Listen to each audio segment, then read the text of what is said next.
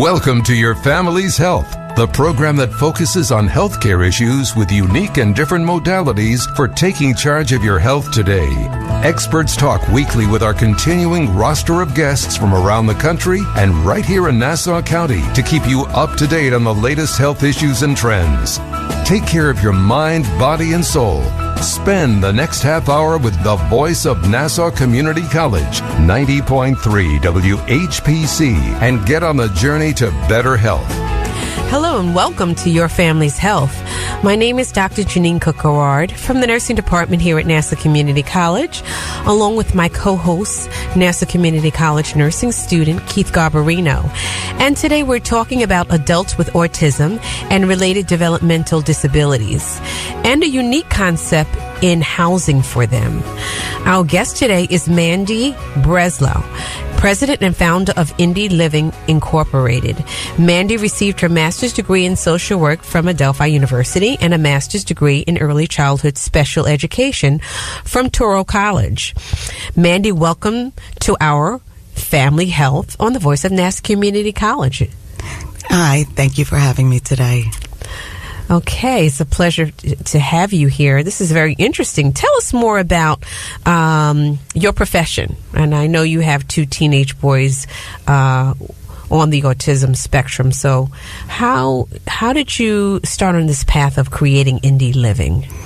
So I've been a social worker for 22 years. When I first started out in social work, I knew nothing about autism and developmental disabilities. And then I had my son in 2000. And I saw how my friends' kids were developing and talking, and my son wasn't doing any of that. And by 18 months, we saw that he had very, very limited speech. He had 4 words. So we got in touch with early intervention, and before I knew it, what went from me thinking that he just needed a little speech therapy, we had speech, PT, OT, special instruction, and then the next thing I know, I'm sitting in a neurologist's office talking about autism. And that was where my education began. I started learning everything that I could, what services he needed, the different struggles that he was having with sensory integration, and then the social difficulties. I would watch him not understand how to engage with other kids playing, and it broke my heart. And throughout his lifespan, he made amazing progress. He just graduated last June with his local diploma. He passed all of his regions. Oh, that's wonderful. Thank you. But he still can't start a conversation with someone. If I don't pull him out of the house and get him involved in something, he will stay in his room. And that's kind of where the concept of Indie Living came in. I know what's out there in terms of housing. The housing models that are available are outdated. They're holdovers from the Willowbrook scandal, when Geraldo Rivera went in and exposed the horrors that people were being subjected to, and states emptied out the institutions. They called it deinstitutionalization, and they pushed out all of these adults into the community, and they set up group homes, and they set up adult homes and supportive apartments. And the group homes offer a lot of community because you do everything together. No independence. You can't do anything by yourself. Supportive apartments give you almost all the independence you want, but there's apartments in scattered locations. There's no one to interact with. And I said, why can't we create something that has both? Why can't we have one place where people with developmental disabilities can have their independence and have a community that's understanding of them and accepting of them? And that's where Indie Living was born. So exactly what is Indie Living and what is its goal? Our goal is to create a community environment where adults with autism and related disabilities can live independently with different social supports. We're going to have community managers on site that are going to help set up programming, educational programming, vocational, recreational, have family events, all taking place on site at the Indie Living location.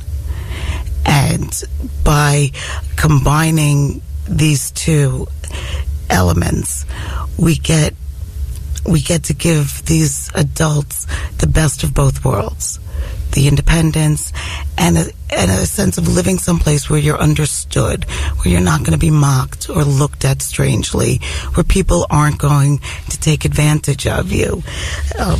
Statistics show that 67% of adults with autism and developmental disabilities are victims of abuse. They're at much higher risk for being victims of crime and being taken advantage of. If we can create a space where there's more protections for that, we can control who lives in the building, who enters, and give our residents a sense of security. So with Indie Living, are we talking about your design model? This is something that you are actively involved with, designing the rooms and the construction of this particular facility. Tell me about the facility and some of your thoughts in the design process. So we don't have a building yet, but our concept is to have mostly 2 and 3 bedroom apartments, some 1 bedroom apartments, because we understand that some people's needs are going to be that they're not going to be able to live with a roommate, and that's okay. Everyone will have entry to the building, their apartment, their specific room, and the community areas. The apartments are going to be set up as smart apartments, so video doorbells, keyless entry, different things like that, so that the most amount of independence without the pressure of, oh my gosh, where'd I put my key? So it takes some of that pressure away. We would like to have a community area where we can run programming, have Sunday morning bagels and coffee, monthly family events, all different things. And that's how you create a community. One of the community managers' jobs will be to outreach the residents of the building and encourage them to join in. Hey, we're having a game night on Wednesday. You should come down. So-and-so is going to be there. You guys will have a lot of fun. And pull them in and create that community where they wouldn't necessarily be able to go and hang out with friends on their own because they're just not emotionally equipped to be able to do that. You're listening to Your Family's Health on the voice of Nassau Community College, 90.3 WHPC. My name is Dr. Jeanine Cook-Garard from the nursing department here at Nassau Community College, and I'm here with my co-host, nursing student Keith Garbarino. And today we're talking about a unique concept in housing for adults with autism with our special guest, Mandy Breslow, president and founder of Indie Living Incorporated. So tell me, where are these apartments going to be located? We're looking to locate in Nassau. Nassau or Suffolk. It really depends on where we can find a suitable building. We want it to be accessible to public transportation. We want it to be within walking distance of stores and restaurants, and we don't want our residents to be isolated.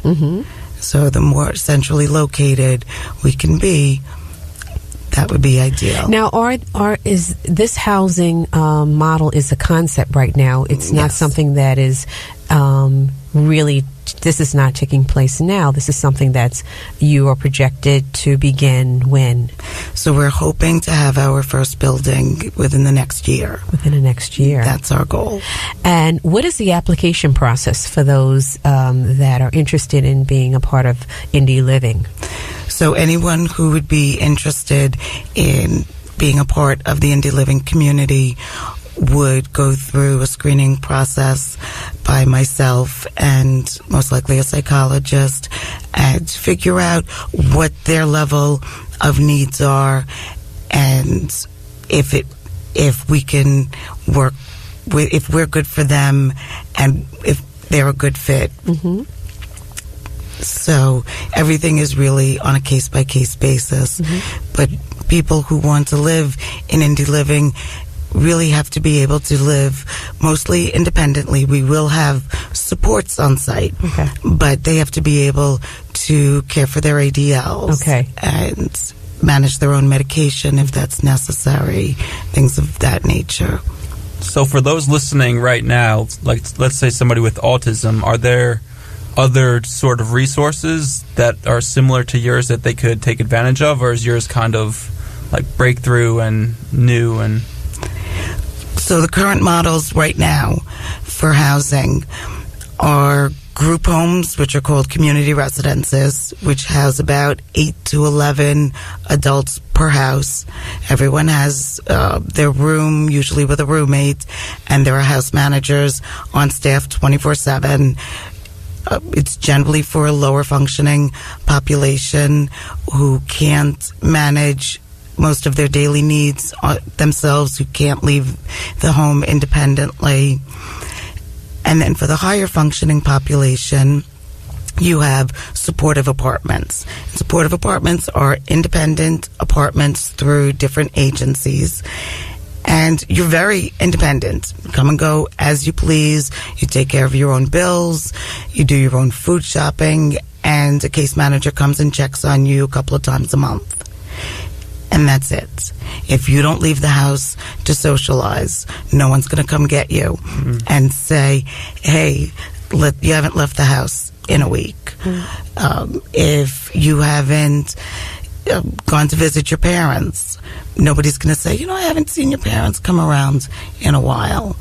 And so you have this disconnect where adults on the spectrum have to make a choice between independence and community. Mm-hmm. We don't want them to have to make that choice. No one else has to make that choice. We all get to live independently and go out and have fun and be involved in things. So with Indie Living, you are going to screen for individuals having autism that are higher functioning. Right. Individuals. Right. Those individuals that would most likely go into supportive apartments. Okay. And just curious, your son, is he living independently or is he living with you? So he's 19 now. He still lives at home. The waiting lists for housing are astronomical. There's, right now, according to the National Residential Systems Project, there needs to be a 22% increase in available housing just to meet the current need of individuals for housing. And that's not even taking into account the next generation of children who are going to transition into adulthood, and the fact that the CDC is projecting a 15% increase in individuals diagnosed with autism over the next decade. There's not enough housing. Mm-hmm. The housing that's available doesn't meet the individual's needs as a whole person. Let's take a quick break. My name is Dr. Jeanine Cook-Garard, and from the nursing department here at Nassau Community College, along with my nursing student co-host, Keith Garbarino. And today we're talking about a unique concept in housing for adults with autism. With our special guest, Mandy Breslow, president and founder of Indie Living Incorporated. You're listening to Your Family's Health on the voice of Nassau Community College, 90.3 WHPC. We first opened about 10 years ago.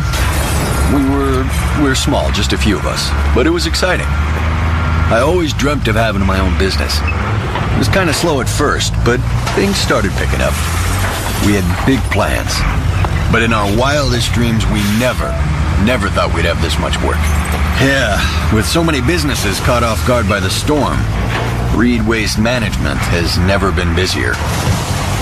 What will become of your business after a disaster? Nearly 2/3 of businesses aren't prepared for an emergency, and 40% of businesses that experience a disaster never recover. Make an emergency plan now, before it's too late. For a free online tool that helps you develop an emergency plan to keep your business up and running should disaster strike, visit ready.gov/business. Brought to you by the Federal Emergency Management Agency, the American Red Cross, and the Ad Council. We now return to your family's health on the voice of Nassau Community College, 90.3 WHPC. Thanks for being with us today. This is Dr. Jeanine Cook-Garard for the Nursing Department here at Nassau Community College, along with nursing student co-host Keith Garbarino. And today we're talking about a unique concept in housing for adults with autism with our guest, Mandy Breslow, president and founder of Indie Living Incorporated. Welcome back. Thank you. So we're talking about a very interesting concept of this housing for autism. And just tell me, how prevalent is autism today? So right now the CDC estimates that 1 in 68 children in the U.S. are diagnosed with autism, which breaks down to 1 in 42 boys and 1 in 189 girls. So it's more prevalent in boys than girls. Yes. And is there a rise in, and has there been a rise in the autism? There has been. When my son was diagnosed back in 2002, the prevalence was at about 1 in 200, thereabouts. Right, and as I said, right now it's at 1 in 68, and it's projected to increase by 15% over the next decade to 1 in 59 children. And why do you think an increase in the prevalence of autism? I think we're better at diagnosing it. We all grew up, or a lot of us grew up, with an image of an individual with autism as someone sitting in a corner, nonverbal, rocking back and forth. And that's really just a small part of what autism looks like. It's called a spectrum because the symptoms and the signs cross a whole broad range. So you can have someone who's highly intelligent, highly successful. I just read an article last week that Dan Aykroyd says he has Asperger's, which is a form of high-functioning autism. Yes. So you can go all the way from someone as successful as Dan Aykroyd to someone who needs full and total care. And I think the people on the higher end kind of got overlooked over the years. They were just the weird kid or the outsider, and no one could really pinpoint what it was. And the more we know about autism and the social deficits, the better we are at recognizing it. The main topic of this indie living is socialization, it seems. So for somebody that is in a relationship with another person, or they're married, how would they be able to get one of your apartments? Is that acceptable? Absolutely. Absolutely. If there's a married couple or if someone's in a committed relationship and they both want to be part of the indie living community, we would not turn them away based on that. Good. So the indie living, is this a rented living space or is this leased? Are you so the persons who are coming in to inhabit, this they would have space? Is this by lease or rent agreement?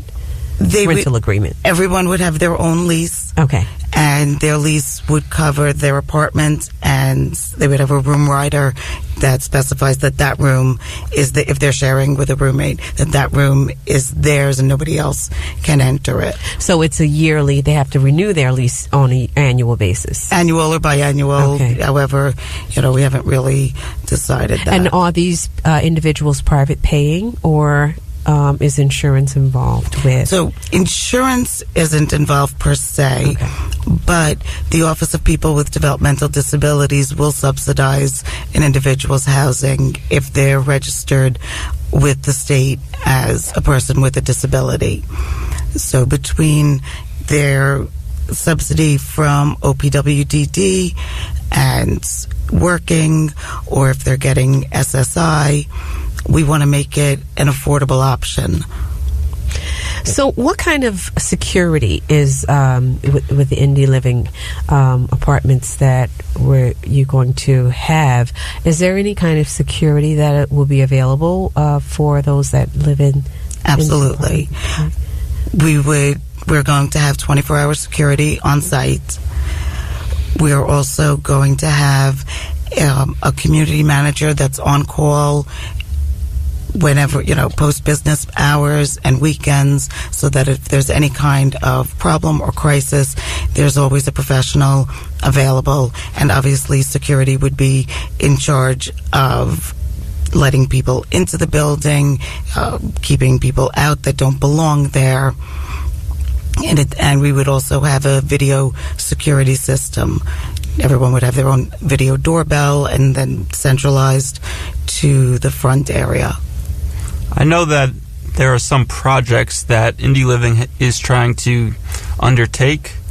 And let's start with your advisory board. What is the role of someone on the board, and can people volunteer, or how does that work? We would love people to volunteer. We have several people who have volunteered to be part of the advisory board from different professions. I have someone who does marketing and advertising, and he's on the advisory board to help us get the word out. I have a special education teacher who's been in the field for decades, and she'd like to be a part of this and help get our recreation programs going. We'd also like to get some politicians locally and statewide involved, because we're going to need political support as well to launch this. You're listening to Your Family's Health on the voice of Nassau Community College, 90.3 WHPC. My name is Dr. Jeanine Cook-Garard from the nursing department here at Nassau Community College, along with my nursing student, Keith Garbarino. And today we're talking about a unique concept in housing for adults with autism with our special guest, Mandy Breslow, president and founder of Indie Living Incorporated. So with this wonderful Indie Living, tell us, how does individuals get in contact with you? So we do have a website. The website is www.indieliving.co.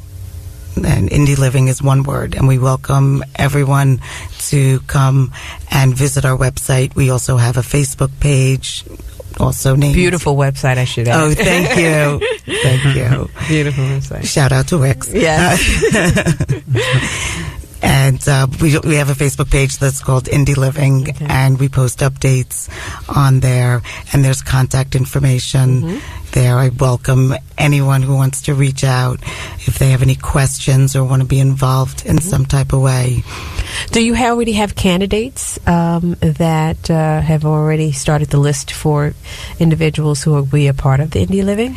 So the irony is that I talked about my older son. I also have a 14-year-old son on the spectrum. Oh, okay. And so the irony is the parents of the other kids that have gone through the school district with my kids, they're dying for a program for housing for their kids. And my joke with them is I could fill a building just with the people I know in my school district. There's a lot of need for it. That's great. You work with other organizations, too, that help the autism community and their families. Can you share with us some of those organizations, and why are they so important to you? So right now I work in a community-based mental health clinic in Far Rockaway, Queens, and I work primarily with children with disabilities, both developmental and emotional.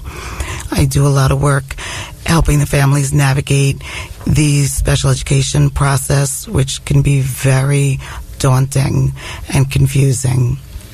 I was also asked to create and teach a curriculum on autism, its etiology, its treatments, its signs and symptoms, and to teach this curriculum to the psychiatry residents at the hospital, which I did for a number of years. That's great. That was really a really And good I saw you wrote an article about a need for labels and why we shouldn't be afraid of them. Tell me about that. So here's my thing with labels. Okay. Everyone says, I don't want my child labeled. Yes. And I say, why not? We label everything in this world. I'm labeling this as a microphone. Yes. Otherwise, you're going to call it the black thing with a fuzzy part top on the top that you have to talk to. And your jacket is black and fuzzy. Right. So it's kind of vague. Right. We label everything. We have names. Those are labels. But I'm thinking it maybe people don't want labels because it comes with a negative kind of derogatory, it has a reputation. Right. And that's our own fault because we attach negative ideas to these labels when they're really neutral. Okay. Nobody's afraid to say I have strep. Nobody's afraid to say I have an ear infection or I broke my leg. Diabetes. Right. Exactly. There shouldn't be any fear or embarrassment or shame to say I have autism or I have a learning disability. It should be neutral. And the more we shy away from these labels, the more power we give them. I guess education is really what's important because when you have the education, then it takes away some of the fear. Yes. People used to whisper the word cancer because they didn't want to say it. And now people talk about it. That they use the word just in routine conversation. And that's what we need. We need to destigmatize those labels because the labels are the only way to get services, to know exactly what we're talking about. Because if we don't know what we're talking about, if there's confusion, we can't properly meet the needs of our clients. So, you being a mom of two sons who are autistic, what advice would you give parents who are raising children similar to your children? My first piece of advice for parents with very young children is don't take the wait and see approach. If you feel like there's something off or your child's not making the gains like their typical peers are, get them evaluated. It costs nothing. It'll cost you a few hours of your time. But the benefit to getting those services in as early as possible. My kids were getting services at 18 months. And the difference that it makes is tremendous. And reach out. Find people that are going through similar situations. Don't go through this alone because it's scary. For years, I would come out of my CSE meetings crying, feeling like I got hit by a truck. You don't have to do that alone. You don't have to be alone. Yeah. And that's a good way to end this segment. Thank you for being here, Mandy, president and founder of Indie Living. Thank you so much for having me. This is Dr. Jeanine Cook-Garard from the nursing department here at Nassau Community College, along with co-host Keith Garbarino, nursing student. And we want to thank you, our listening audience, for tuning into this week's edition of Your Family's Health. We'd like to get your feedback on your family's health. Send your comments by emailing them to whpc@ncc.edu. Podcasts of today's show are available on iTunes, Android Podcasts, and Spreaker. This program was produced at the studios of Nassau Community College in cooperation with the nursing department.